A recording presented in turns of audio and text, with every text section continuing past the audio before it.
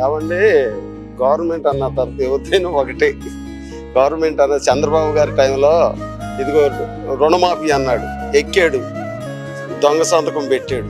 ఎవరికన్నా రుణమాఫీ అయిందండి? ఇంటికి ఒక ఉద్యోగం అన్నాడు, ఎవరికన్నా ఉద్యోగాలు వచ్చినాయండి? లేదు. ఉద్యోగం లేని పక్షంలో ఇంటికి 2000 రూపాయలు ఇస్తాను అన్నాడు, ఎవరికన్నా ఇచ్చాడా? మాదిగలకు ఒగ్గీకరణ బిల్లు చేస్తానన్నాడు, మాదిగలకు పెద్ద కొడుకుని అన్నాడు, ఎవరికి పెద్ద కొడుకు అండి ఆయన?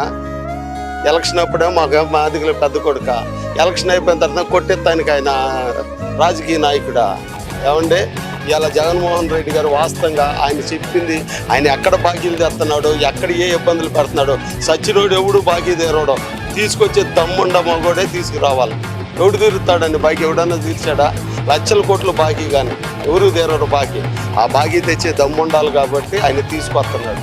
ఎవరు ఏదైనా కానీ ఇలా అనుకున్న పనులు అనుకున్నట్టు యథార్థంగా చేస్తున్నాడు.